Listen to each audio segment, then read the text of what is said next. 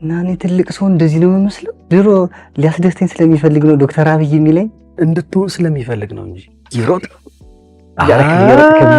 አባቴ የዋህ እኮ ነው። ከመታም በኋላ ሁሌ የሚጸጸት አባቶች ባይዘው ሁል ጊዜ እንደዛ ናቸው። ሲድኑ ነው የሚያመጡልህ። ሲድኑልህ በቃ ዶክተር አብይ እያሉ ይመጡልሃል። በሶስት ቀን 106 ዶክተር ባትሆን ኖሮ እኮ ሰዓሊ ነበር የምትሆነው። እኔ እንደዛ ነበር ማሰብ። ብታስቡ እንደዛ ነበር አይደል? የእመቤታችን ስዕል አይደል ከከረሜላ ጋር አድርገው እንግሊዘኛ ደፍነህ ከክላስህ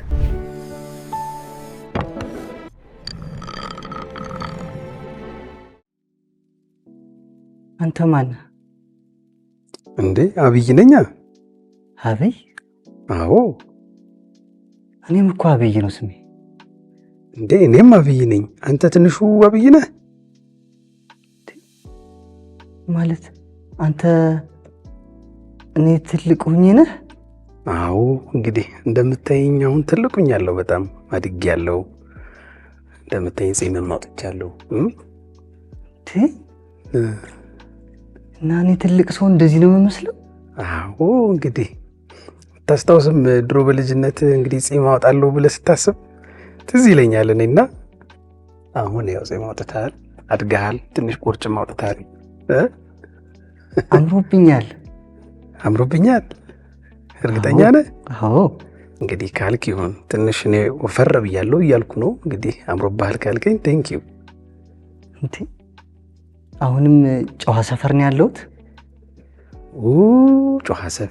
ጨዋ ሰፈርማ ከወጣህ ቆየ። ከጨዋ ሰፈር ወጥተህ አዲስ አበባ ጥቁር አንበሳ ሆስፒታል ገብተህ ስፔሻላይዝ አድርገህ ከዛ ጅማ ከዛ መሀል የተለያዩ ሀገሮች ላይ አሁን ደግሞ አዲስ አበባ ነው ያለኸው። አሁን ከጨዋ ሰፈር ከወጣ በጣም ቆየ። በጣም እንዴ ማለት እኔ አሁን ዶክተር ሆኜ ነው እንዴ? አዎ ታስታውሳለህ? በደንብ ነው እንጂ። ስለዚህ የአባቴን ፍላጎት አሟላው ማለት እኮ ነው። አዎ ልጅ እያለ አባት ዶክተር ትሆናለህ እያለ ዶክተር አብይ እያለ ሲጠራ ታስታውሱ? በደንብ ለሰዎች ራሱ ሲያስተዋውቅህ ቤተክርስቲያን፣ ትምህርት ቤት። አዎ አሁን ያው ዶክተር ሆኛለሁ። እንደምታየኝ ትልቁኝ ሰዎችን እያከምኩ ነው። አባቴ ኮርቶብኛል። በጣም የሱ ህልም ነበር መጀመሪያ። ካንተ በፊት የሱ ህልም ነበረ እና ያንን ህልም ደግሞ አሳክተዋል። እና አባትህ መኩራት ብቻ አይደለም፣ በየቀኑ ደስተኛ ነው። በጣም ደስተኛ ነው። አሁን ሲያይ እንደ ድሮ ዶክተር አብይ እያለ ነው የሚጠራኝ። አብይ እያለ ነው የሚጠራ፣ ግን ያው ልጁ ስለሆንክ ነው። ግን ዶክተር አብይም ብሎ ይጠራል፣ ግን ያው ልጁ አይደለህ። ስለዚህ አብይ ብሎ ቢጠራ ይቀለዋል። ግን ዶክተር አብይ ይላል አንዳንዴ ሞቅ ሲለው፣ ልጄ ዶክተር አብይ ይላል። ድሮ ሊያስደስተኝ ስለሚፈልግ ነው ዶክተር አብይ የሚለኝ? እንድትሆን ስለሚፈልግ ነው እንጂ አየህ ከአእምሮህ ላይ እየቀረጸብህ ነበር። እና ያ ነገር ደግሞ ካንተ ላይ ትንሽ የሆነች ዘር አስቀምጦ ነበረ። ያቺ ናት እንግዲህ ብዙ ፈተና ብታሳልፍም በመሃል ላይ ያቺ ዘር ናት አድጋ አሁን ያለበት ቦታ ላይ እንድትደርስ ያደረገች እና ዶክተር እንድትሆን ያደረገች ማለት ነው።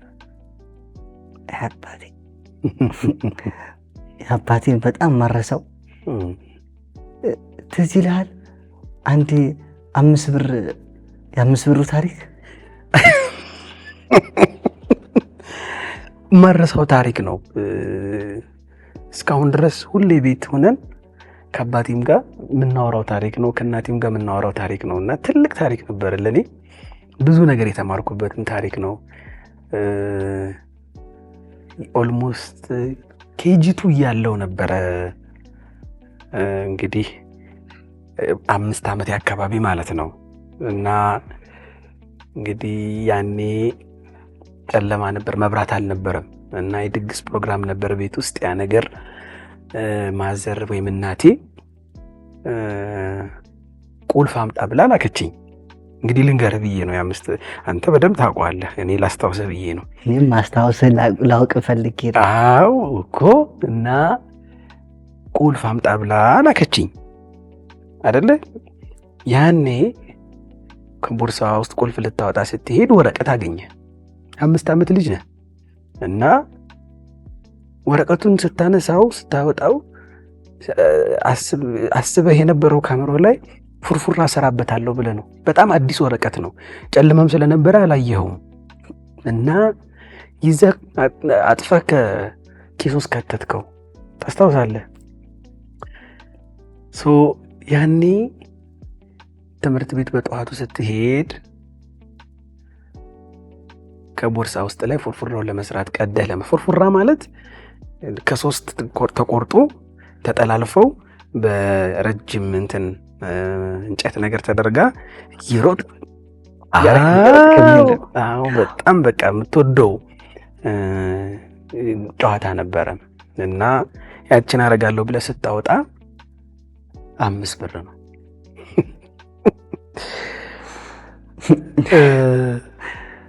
በጣም እንደደነገጥክ አስታውሳለሁ። በጣም ደንግጠህ ነበረ። ምንድን ነው ብለህ እንግዲህ ያ ማለት እኔ አሁን 34 ዓመቴ እንደሆነ ታውቃለህ። 34 ሞላ። 34 ዓመት ሰው ሆናል አሁን በዚህ ሰዓት። በጣም ትልቁኛለሁ። ትልቁናል በጣም። ያ ማለት እንግዲህ የዛሬ 29 ዓመት ማለት ነው። ያኔ 5 ብር ብዙ ነበረ።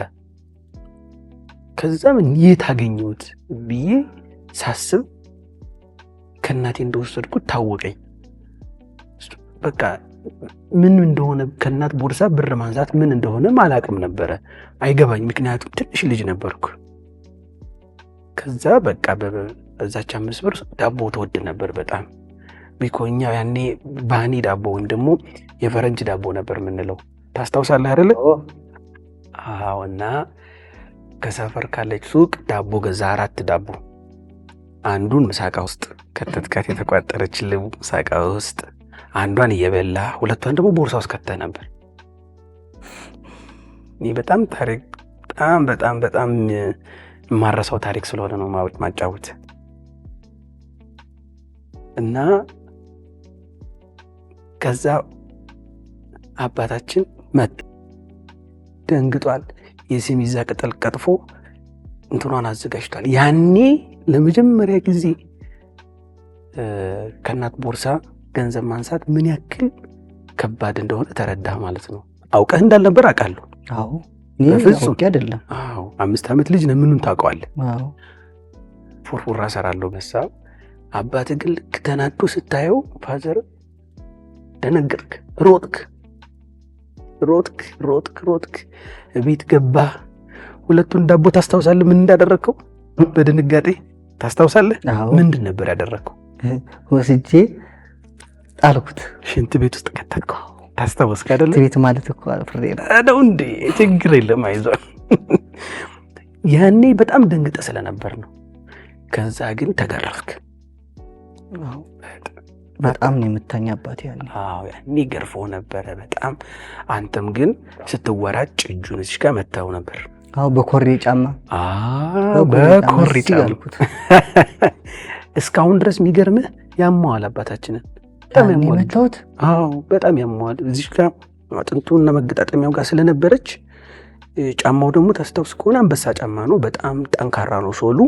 በዛ ነበረ ራስን ስትከላከል የመታው እና እስካሁን ድረስ ያማዋል እና በጣም ይጸጽተዋል። ያኔ እንደዛ በመግረፉ አንተን አሁን ራሱ ማለት ነው። ከገረፈ በኋላ ትምህርት ቤት ወሰደ። እሱማ ያኔም እኮ ትምህርት ቤት ሲመጣ ተጸጽቶ ነው የመጣው። አዎ በደንብ እያስታወስኩ ነው ማለት ነው። ስለዚህ ትምህርት ቤት ከወሰደ በኋላ ያደረግከው ደግሞ በጣም ያስቃል። ብሩን ታስታውሳለህ? ያቺ ቀረችውን ብር ካልሲ ውስጥ ነበር የከተትካት እና አላገኛትም ነበረ ይፈልግ ማለት ነው። ገርፎ ራሱ አላገኛትም፣ ምክንያቱም ጫማህን አላወለክም ነበር። ከሄድክ በኋላ እንደደነገጥክ ነው ሰውነት ላይ ትንሽ ያው ሕፃን ልጅ ስለነበር ካብጣል ምን ብለሃል የተመታውና እንደሄድክ ሽንት ቤት ውስጥ ነበር አሁንም የከተትከው ብር እና ከተያዝኩ ደግሞ ድጋሚ ዱላ ያርፍብኛል። በጣም ትክክል እንደዛ ነበር። ዱላ በጣም ከዛ በኋላ ፈርተሃል በጣም። አዎ እና ከዛ ልክ ያችን ብር ከከተትክ በኋላ ውሃ ብትደፋበት አልሄዳለ። ልጆች ታስታውሳለህ? አዎ እነዛ አቃጣሪዎች ማለት ሲጮሁብህ በጣም ሄደው ለሲስተር አበበች ለሲስተር በደንብ ነው ማስታወስ። አትረሳውም? አረሳውም። ለሲስተር አበበች ሄደው ነገሯት። ሲስተር አበበች እየሮጠች መጣ። እያንዳንዱን ብር አንስታ ከእንትን ካለጠፋ ከውሃ ታንከሩ ላይ ለጠፋ። ታስታውሳለህ? ከዛ ደረቀችው። እዛ አድርቃ መልሳ ሰብስባ 4 ብር ነበረ መልሳ አባት መጡ ተደውሎላቸው፣ አባታችን ማለት ነው መጡ ተደውሎላቸው። ታስታውሳለህ ምን እንዳመጣልህ? ሙዝ ግማሽ ኪሎ ሙዝ ገዝቶልህ ነበር። ታስታውሳለህ እንዴት እንዳለቀሰ? በደንብ አዎ፣ በጣም በጣም ቅፍ አድርጎ በጣም በቃ ማልቀስ ማቆም አልቻለም ነበር። ጸጽቶት ነበረ ስለገረፈ። ምክንያቱም ትንሽ ልጁ ነው፣ የመጀመሪያ ልጁ ነው። ስለዚህ በጣም ይሳሳል። አባቴ የዋህ እኮ ነው። ከመታም በኋላ ሁሌም ይጸጸታል። አባቶች ባይዘው ሁልጊዜ እንደዛ ናቸው። እናቶቻችን ናቸው ብዙ ጊዜ ኃይለኛ ኮስተር የሚሉት። አባቶች ግን ብዙ ጊዜ ከገረፉ በኋላ ሆድ ይብሳቸዋል፣ አይችሉም፣ ይጸጸታሉ፣ ያለቅሳሉ። ያው ፊት ለፊት አንዳንዴ ላይ ያለቅሱ ይችላሉ። ግን እኔ ጋር ግን ያኔ ፊት ለፊት ነበር ያለቀሱ። ታስታውሳለህ አይደል? ከዛ አቀፈ፣ ሙዙን ሰጠ። ያንተ ደግሞ ልጅ ስለደበርክ ደስ አለ፣ ተቀበልክ፣ በላ። ከዛ አሽኮኮ አድርጎ ሲሄድ ትዝ ይልሃል? ትምህርት አቋርጠ ከሌሎቹ በፊት ቀድመ ነበር የወጣው፣ ይዞ የወጣው አስፈቅዶ ነበር ያኔ። አዎ። እና ከዛ ብሩን ወስዳ ስትሰጠው አልፈልግም፣ የራሱ ጉዳይ፣ ገንዘቡን የፈለገውን ልጄን ነው የምፈልገው ብሎ እንደ አሽኮኮ አድርጎ ይዞ ሲሄደ ማለት ነው። ታስታውስ ከሆነ ይሄ የማይረሳ አሁንም ድረስ ትልቁ ነን ከአባታችንም ከእናታችንም ጋር ሆነን የምንጫወትበት የምንዝናናበት ምርጥ ታሪክ ነው። ስላስታወስከው ግን ገርሞኛል በጣም። እንዴት እረሳዋለሁ? ረሳው። እናቴ ደህና ነች? ደህና ናት። አሁን ያው እሷም ትልቅ ሰው ሆናለች። እንደ ድሮ እንደምታጫውትህ እንደ አዝላ እንደምታጫውትህ እንደምታሯሩጥህ አይደለም። አሁን ትልቅ ሰው ሆና ቤት ውስጥ ነው ያለችው። ግን አለች አሁን በጣም ደህና ናት። አሁን እኔ ምን ላይ ነኝ? አግብቻለሁ። አግብተሃል? አግብተሃል ብቻ አይደለም ወልደሃል። ልጆች? ስንት ልጆች? 2 ልጆች። አንተን የሚመስሉ 2 ልጆች። ወንድና ሴት? ወንዶች ናቸው 2። አይ ይገርማል። 2ቱም ደግሞ አንተን ነው የሚመስሉት። ጭራሽ ራስክን ማለት ነው። ምን ተሰማ? እነሱም እኮ እንደኔ እህት ያምራቸው ይሆናል አይደል? አይገርምም? በጣም እህት እንዲኖር ትመኝ ነበር እኮ። ታስታውሳለህ? በጣም እንጂ። አዎ። ግን በጣም የምታስታውስ ከሆነ እህትህን ያገኘበት ጊዜ ትዝ ይልሃል? በ13 ዓመቴ እህቴ ስትወለድልኝ። አንተ በጣም ጎበዝ ነህ። በጣም የመጀመሪያ 2 እህቶች ነው ያሉህ። አሁን የመጀመሪያ እህት ስትወለድ የነበረህ ደስታ የነበረ ፍላጎት በጣም እህት እንዲኖር ትመኝ ነበረ። ትምህርት ቤት ላይ እህቶቻቸውን ይዘው ሲሄዱ ጓደኞቼ ትቀና ነበር። በጣም ነበር ምቀና። አዎ በጣም እመኝ ነበር እኔም እህት ኖራኝ ማግዝላት። ትክክል። ኋላው ማግዝላት መከታ መሆናት በቃ አቅፈህ ስትሄድ። አዎ እና ያስትቀና ነበር። እና መጨረሻ ላይ አንተ 13 ዓመት ልጅ ሆነህ ነው እንግዲህ የመጀመሪያ እህትን ያገኘው። እየሮጥክ ለዚህ የዘመዱ ለመናገር ቤቱን በር ከፍተህ በቃ በቁልቁለት ምናምን በሰፈር ትዝ ይላል ሁሉ ወለደችልኝ ያልኩ ወለደችልኝ ያልኩ ሰፈር ሁሉ ተናገር በቃ እየዞርክ ማለት ነው። እና ከዛም በኋላ አንድ እህት ያው አግኝተሃል። እና ምን በጣም የተደሰትክበት ጊዜ ቢኖር ያኔ ነው ትልቁ ደስታ የነበረበት ጊዜ። ህልምም ተሳካለ። አንተም ልጆች ስትወልድ በጣም ነው ደስ ያለህ አይደል? ምን ይመስልሃል? በጣም ነው እንጂ ደስተኛ መሆኑ። በጣም አንተን የመሰሉ ልጆች እኮ ነው ያሉኝ። እናቴስ ምን አለች? በጣም ደስ ብሏታል። በጣም ነው ያው የመጀመሪያም ልጇ ስለሆንኩ በጣም ነው ደስ ያላት። በቃ አያት ሆነች እኮ። አያት አደረካት። አይገርም? አሁን በ53 ዓመቷ ነው አያት ያደረካት። እናቴን የ2 ዓመት ተኩልና የ1 ዓመት ተኩል ልጅ አለ አሁን በዚህ ሰዓት። ገና ልጆች ናቸው። ትናንሾች ናቸው። ትምህርት ቤትም አልገቡ። ገና ናቸው። ገና ቤት ውስጥ ናቸው። ደስ ይላል በጣም። አሁን እናትና አባቴ ኮራ ብለዋል። አዎ ልጆቻቸውን ያሳድጉ። በጣም በጣም ደስተኞች ናቸው። ደስ ብሏቸዋል። ደግሞ አንተን ስለሚመስሉ በጣም ነው በቃ ደስ የሚላቸው። እኔ ነኝ ማከማቸው እናቴን አባቴን። አንተን የሚመለከት ነገር ካለ ታግዛቸዋለህ። ግን በሕክምና ሳይንስ ብዙ ጊዜ ቤተሰብ ማከም አይፈቀድም። ስለዚህ ለምን? ሳይንሱ ኢቲክሱ አይፈቅድማ። ቤተሰብህን ልጆችን እንድታክም አይፈቅድም። ጀጅመንት ይባላል። ውሳኔ ላይ ትሳሳት ትችላለህ። በስሜት ቤተሰብ ስለሆኑ ትንሽ የመራራት ነገር ይኖራል፣ የመደናገጥ ነገር ይኖራል። ስለዚህ ውሳኔ ትክክል ላይሆን ይችላል። ይሄ እንግዲህ በሕክምናው ነው የምነግርህ። ስለዚህ አሁን አንተ ሐኪም ብትሆንም እናትንም አባትንም ማከም ብዙ አይፈቀድልህ፣ ግን ታሳክማቸዋለህ። ምንም ችግር የለም። አሁን ትልቅ ሆስፒታል ነው የምሰራው። አሁን የራስህ እኮ ነው የምትሰራው። የራስህ ሆስፒታል ውስጥ ነው የምትሰራው። የራሴ ከፍቼ አይገርምም? ሆስፒታል ኖሮ ነርሶች እንደዚህ ዶክተሮች ቀጥሬ። አሁን አሁን እንግዲህ ያለህበት ሁኔታ እንደዛ ነው። ገረመህ? በጣም ትልቁኛለሁ። አዎ ትልቅ ቦታ ደርሰሃል። አሁንማ በቃ እንደዚህ አላሰብኩም ዶክተር መሆኔን እንጂ ዶክተር ሕክምና ቤት ከፍቼ ምናምን አላሰብኩም ነበር። ግን እኮ እንደው በቃ ልጁን አስተውል ብለህ ነው እንጂ እኮ ታስብ ነበር እኮ። እንደው ታስታውስ ከሆነ ልጁን በቃ ድንጌ ትልቁኝ አባት ያለኝ ዶክተር ሆኜ ከዛ ደግሞ ሆስፒታል ከፍቼ መብትል ነበር እኮ። ግን እንደዚህ እውነት ሲሆን ትንሽ ከበደ አይደል? መሆን አልመሰለኝ ነበር። ስታስበውና ሲሆን እኮ ይለያያል። እውነት ግን ነው፣ ትክክል ነህ። ግን ሆኗል። አሁን ታዲያ በራሴ ሐኪም ቤት ነው የምሰራው። አሁን በራሴ ሐኪም ቤት በጣም ብዙ ህጻናትን ነው የምታክመው። የአንገት በላይ ቀዶ ሕክምና ስፔሻሊስት ሐኪም ነህ። እሺ። እና በጣም ብዙ ሰርጀሪ ህጻናትን ታክማለህ፣ ታግዛለህ፣ ትረዳለህ። ለብዙ ልጆች ደግሞ በጣም ነው የሚወዱ። በጣም ህጻናቶች ነው ማከም። በብዛት የምታክመው ህጻናቶችን፣ አዋቂዎችንም ታክማለህ። ማንኛውንም ከአንገት በላይ የሆነ ሕክምና ታክማቸዋለህ እኮ። ግን ደግሞ ህጻናት በጣም ስለሚወዱ ህጻናትን ነው የምታክመው በብዛት። ህጻናቶችን ማዳን ደስ ይላል። አፍ የሌላቸው በጣም ህልሙም ደግሞ ተሳክቷል። ሐኪም ሆነህ ከዛም በላይ ህጻናትን ማከም እናንተ ትልቅ ህልም ነበረ፣ ተሳክቷል። አሁን እንደዛ ነው እያከምክ ያለው። ሚስቴ ቆንጆ ነች። አገባለሁ ብለህ ታስብ ነበረ? ታስታውሳለህ? አትፈር። ያው መቼም ተናድር ነበር እኮ ታውቃለህ። ደግሞ አባታችን ትዝ የሚል ከሆነ በቃ ልጅ ሆነ ትንሽ ከፍ የመጀመሪያም ልጁ ስለሆንክ ትናንሽ ልጆች በየቁጥር ያብይ ሚስት እያለ ሲያወራ ያናድድ ነበር። ግን አሁን ያው አግብተሃል። ቆንጆ ሚስት አለች። ቆንጆ ናት በጣም። በሰርግ ነው ያገባው?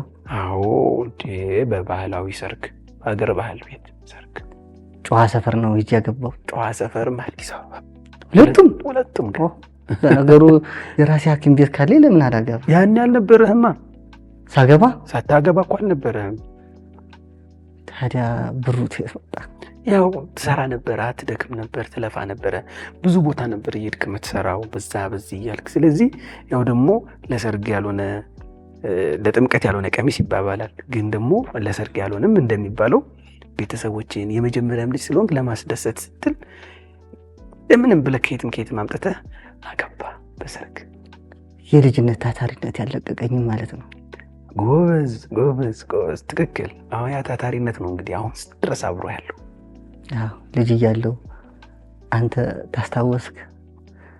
ለእናቴ ወፍጮ ቤት ሄጄ አስፈጭቼ ውሃ አብቅቼ ወጥ ሰርቼ ሁሉን አድርጌ ነበር። በጣም የማይረሳ ነገር ነው ይሄ እኮ። ባይዘዌ የሁሉም ኢትዮጵያዊ የመጀመሪያ ልጅ ታሪክ ነው። ይህን ባይዘዌ ማወቅ አለብን። የሁሉም ኢትዮጵያዊ ማለት ይቻላል የመጀመሪያ ልጅ ስትሆን አብሮህ የሚወለድ ኃላፊነት አለ። ያ ኃላፊነት የመጀመሪያው ከእናትና ከአባት ቀጥሎ አንተ ላይ ነው የሚያርፈው። ስለዚህ እናትህ ስትታመም አባትህ ስራ ሲውል ቀጥታ አንተ ነው ያለው። ስለዚህ የግድ ወፍጮ ቤት መሄድ አለብህ፣ ማስፈጨት አለብህ። ጤፍንም ስንዴህንም ለቂጣ ለቀምጣሌ የሚሆን ማለት ነው። ቀምጣሌ ታውቃለህ? ቀምጣሌ እንድትረሳለህ። አሁን ሽልጦም ይባላል። ቀምጣሌ ነው የምንለው የነበር በልጅነታችን። ለዛ የሚሆን ስንዴ ታስፈጫለህ፣ ስኳር ትገዛለህ፣ አስቤዛ ዘይት ትገዛለህ፣ ጨው ትገዛለህ። ይህን ሁሉ ገዝተህ በጋሪ ጭነህ ወደ ቤት ትመጣ ነበር። በደንብ ታስታውሳለህ አይደል? እና ያኔም በጣም ታታሪ ጎበዝ ልጅ ነበር። ግን እናትህን ለማገዝና ለመርዳት ማለት ነው። እናትህም ደግሞ ትመርቅ ነበር። በጣም ነበር የምትመርቅህ። እደግ፣ ተባረክ፣ የፈለግከውን ሀሳብን ያሟላልህ፣ ከክፉ ነገር ይጠብቅ እያለች ትመርቅ ነበር። ትጸልይልህም ነበር። የእሷ ምርቃት አይደል አሁን ለዚያ በቃ አይገርምም? በቃ የእሷ ምርቃት የአባትና የእናት ጸሎት ለዚያ ደረሰ። አባት ደግሞ በጣም ጠንካራ ነበር አባታችን። ትዝ ይልሃል ሌሊት እየተነሳ ሲያስጠና በደንብ ጸሎት ሲያደርግ፣ እሱ ጸሎት ሲያደርግ እኛን አስነሱ አጥኑ እያለ ሲቆጣ ሰኔ ጎልጎታ ሁልጊዜ ይደግም ነበረ ሁልጊዜ። እና ያችን ጸሎት ይዞ እሱ እየደገመ ልክ ለጸሎት ሲነሳ አብሮ ይቀስቀስ። ከዛ እኛ እንቅልፋችን እየመጣን ራሱ ብድች ደብተራችን ይዘን ወደ ጎን እየወደቀን እንደገና ቀና ውሃ እየደፋብን ጮኩ እያደረገን በዱላ ትዝ ይላል። አስታውሳለሁ። ግን ለዚያ በቃ አሁን የዛን ጊዜ ያን ሁሉ ያደረገው ነገር በቃ እንቅልፍ እየመጣብህ በውስጥ እያዘንክ እንደው እንቅልፍ መቼ ነው የምተኛው እያልክ፣ ግን ደግሞ ያስተምሮህ ያ የፈጠረው ዴዲኬሽን እና ትኩረት አሁን የደረስክበት ቦታ ላይም ጥሩ የሆነ አስተዋጽኦ አድርጎልሃል በጣም። እና ባለቤቴ ዶክተር ነች? ዶክተር አይደለች፣ ግን የጤና ባለሙያ ናት። ነርስ ናት። ነርስ ብቻም አይደለችም፣ የራሷ ደግሞ ፕሮጀክት ማኔጅመንት ማስተርስም አላት። እና ሐኪም ቤት ነው የተገናኛችሁት? አዎ፣ ስሰራበት የነበረበት ቦታ ነው የተገናኘነው። ማወቅ ፈልጋለሁ በጣም። እንዴት ነው የተገናኛችሁ? በጣም ማወቅ ፈልጋለሁ መሰለኝ አይደለ? አዎ። ምክንያቱም ያው ሚስት አገባለሁ ብለህ አስበህ ብዙ አታውቅም ነበር። ጭራሽ? አዎ። እሺ ልንገርህ። ያው ልጅ ብትሆንም ችግር የለውም ልንገርህ። ያንና ማፍረበት ጉዳይ ነበር። እሺ ያገኘኋት ያው እኔ የምሰራበት ቦታ ሆስፒታል ውስጥ ነው። በጓደኞቿ በኩል ነው የተገናኘ ነው። ጓደኞቿ ናቸው ያስተዋወቁን። የምሰራበት ቦታ መጣት፣ አየኋት፣ ቆንጆ ናት፣ ያው ጸጉሯም ያምራል። ስለዚህ ወደድካት ማለት ነው። ከዛ በኋላ እንግዲህ ያለ ለልጅ የማይነገሩ ነገሮች ናቸው እነዚህ ብሎ እንግዲህ ከዛ በኋላ አገባት ማለት ነው። ስለዚህ ያገኛት ስራ ቦታ ነው ማለት ነው። አይ ደስ ይላል። እና አሁን በጣም የሚያስደስተኝ ነገር ምንድን ነው? አሁን በዚህ ሰዓት አንተን የሚያስደስት ነገር ልጆችን አክሞ ማዳን፣ በተለይ ደግሞ በጣም የሚታፈኑ የሚያንኮራፉ አፋቸውን ከፍተው የሚተኙ እንቅልፍ የሚያጡ ህጻናት አሉ። በጣም ብዙ በአፍንጫም በጉሮሮ ቶንሲል ኢንፌክሽን የሚሰቃዩ፣ በጆሮ ችግር የሚሰቃዩ፣ በጉሮሮ ችግር፣ በአንገት ላይ ችግር። ይሄ ሁሉ እንግዲህ የአንተ ህክምና ስፔሻሊቲ ነው። በዚህ ችግር በጣም ብዙ ልጆች ይሰቃያሉ። በጣም ብዙ ህጻናትን ማክመሃል። ግን ደግሞ የሚያስደስትህ ነገር ሁልጊዜ እነሱ ህጻናት ጋር እያከምክ መዋል። ያ ለአንተ ከምግብም ከመጠጥም ከምንም በላይ የሚያስደስትህ ነገር ነው። የሚገርም ነገር ደግሞ ስትሰራ ብታድራሱ አትሰለችም።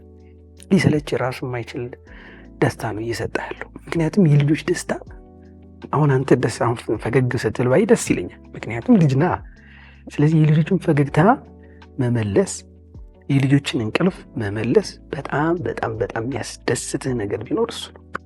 ከዛ ቀጥሎ ከልጆች ጋር የምታሳልፈው ጊዜ ደግሞ በጣም ያስደስታል። ከባለቤት ጋር ከቤተሰብ ጋር የምታሳልፈው ጊዜ፣ በዋናነት ግን አክመህ የምታድናቸው ልጆች በጣም የሚያስደስቱ ከልብ ብዙ ጉልበት ይሰጠዋል። ብዙ ነገር ማለት ነው። በጣም በቃ ተናግረህ ማትጨርሰው አይነት ጉልበት ነው የሚሰጠህ እና በጣም ያስደስት ነገር ይሄ ነው። እንዴት ያስደስት! ነፍስ ከማዳን በላይ የሚያስደስት ምን አለ?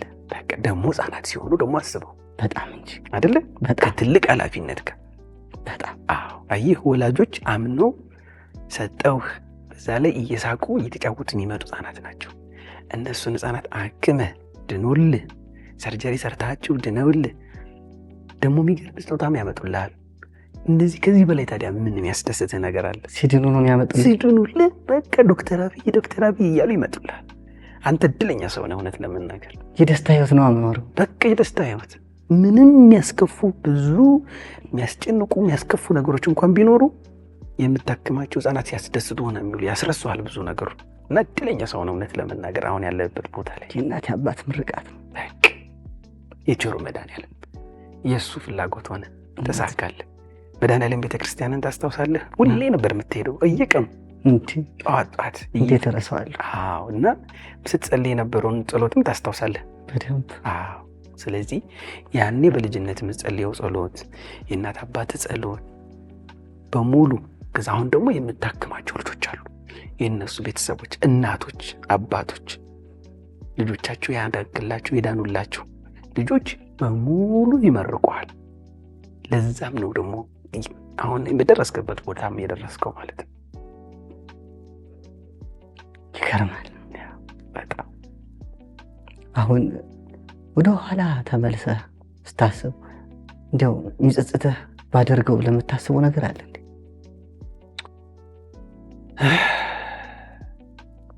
ይገርማል።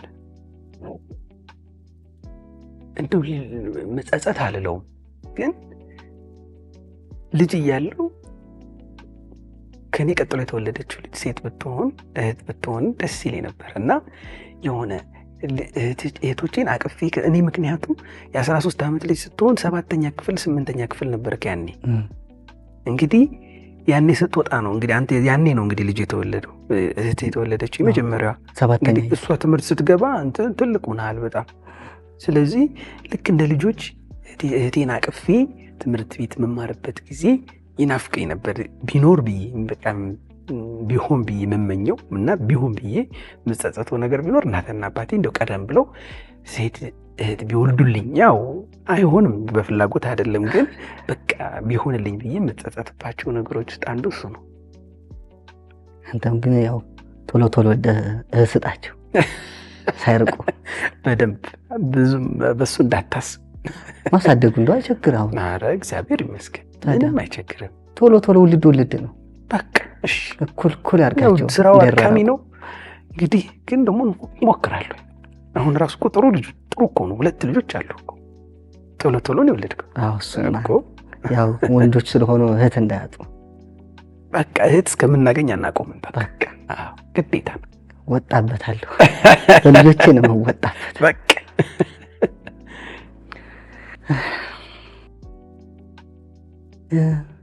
እነ ጆሲ እና ጽባህ አሉ እንዴ? አገኛቸዋለሁ?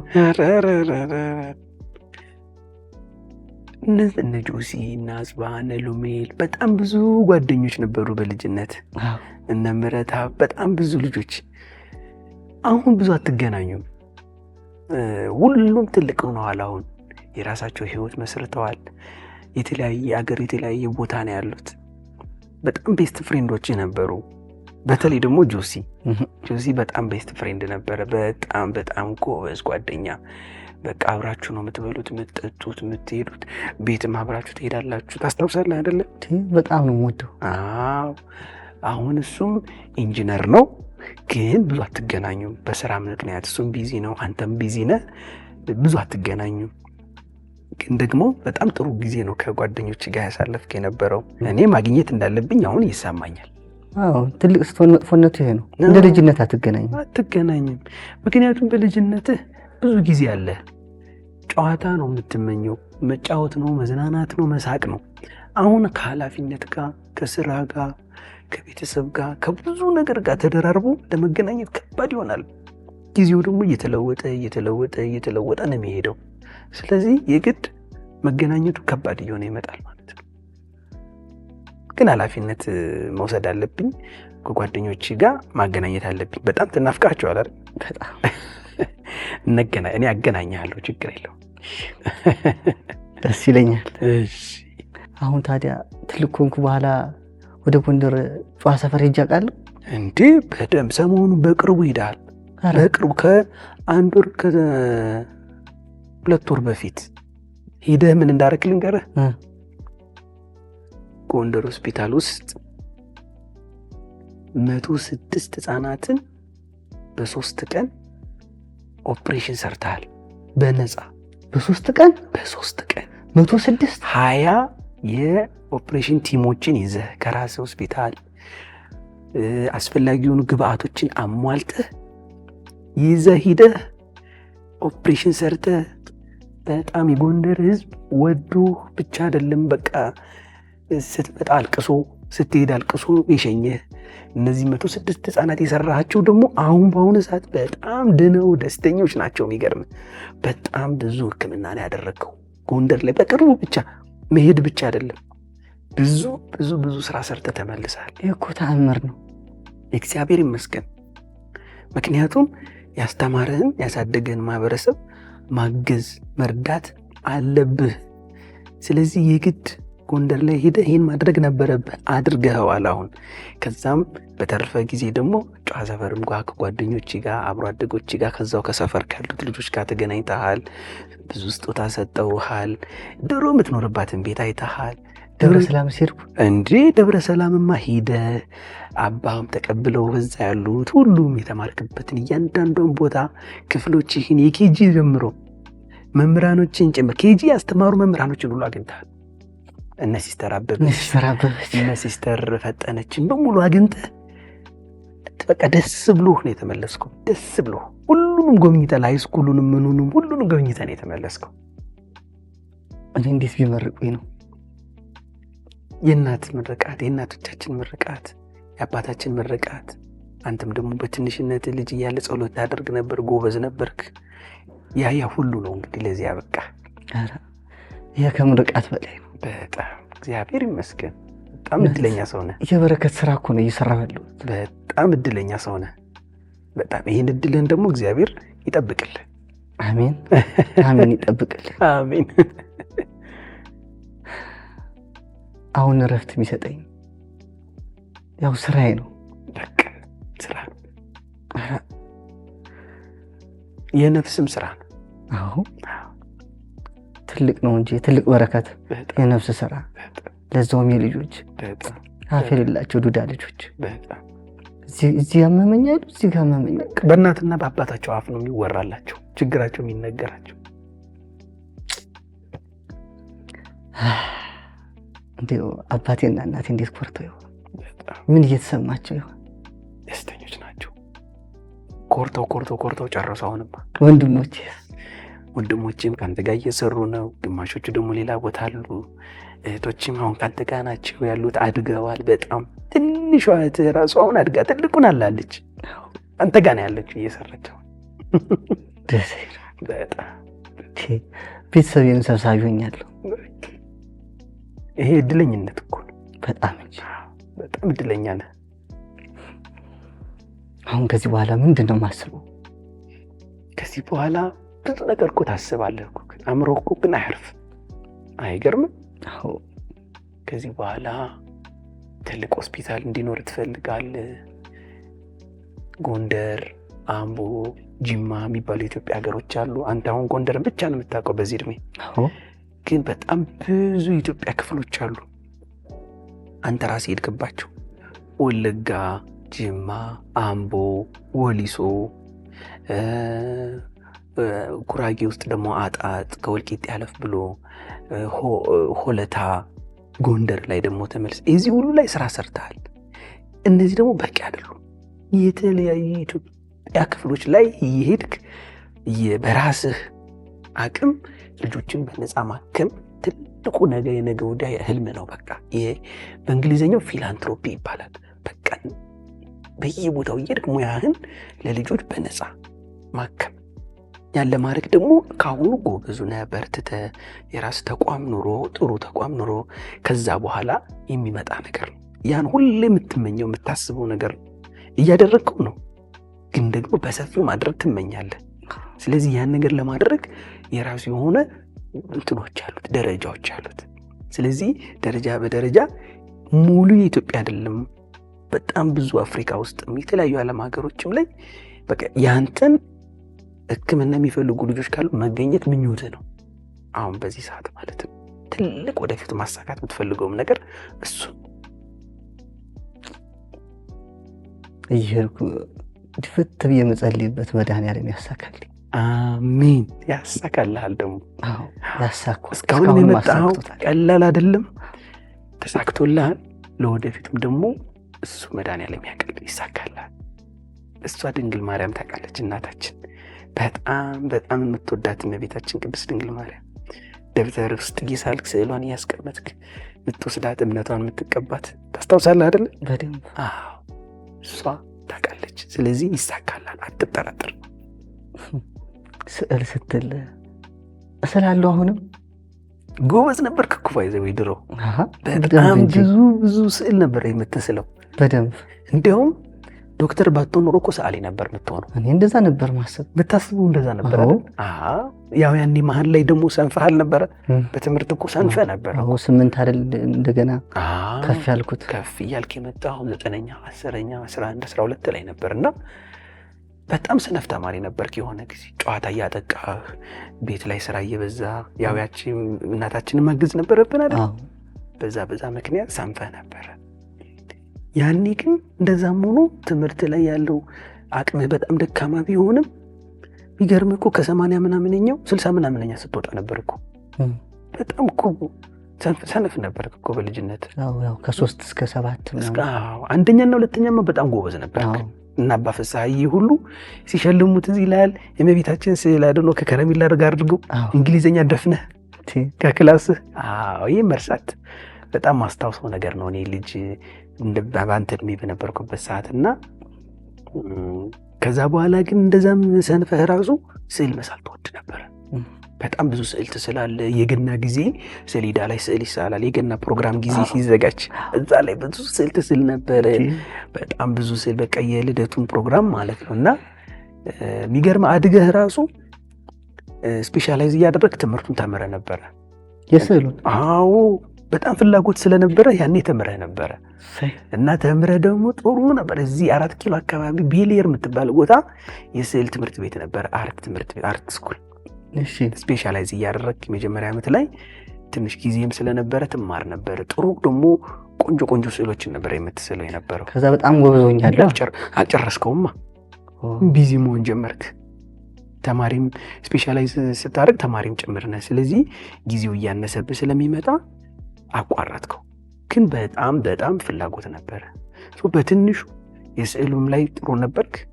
ዋናው ደግሞ ሐኪም መሆን የፈለግከው ደግሞ ሐኪም ሆናል። ሁለቱም ኦልሞስት ትንሽ ነው ይሄዱልህ። ጎበዝ ነኝ አሁን። አዎ ግን ደግሞ ረስተሃል። አሁን አርት ደግሞ ወይም ስዕል ቶሎ መሳል ይፈልጋል፣ ጊዜ ይፈልጋል፣ መመሰጥ ይፈልጋል። እና አሁን ጊዜ ስለሌለ ልጆችን በማከም አሁን ስዕል በደንብ እየሳልክ አይደለም። ኦልሞስት 6 ዓመት ሆነ እኮ ስዕል ከሳልክ። ይሁን በረከት ይወጣል። ትስላለህ። ችግር ጊዜ ስታገኝ ደግሞ በደንብ ትስላለህ። ውስጥ ላይ ስላለ በደንብ ትስላለህ። እስኪ ያርገው ይሆናል። አይዞህ። ጥሩ ተጫወት። በጣም ገርሞኛል። እኔም የልጅነቴን መልክ አየሁ። ከሁሉ በላይ ግን ያንተ ነው የገረመኝ። አልገረመህ? እኔ ነኝ የገረመኝ።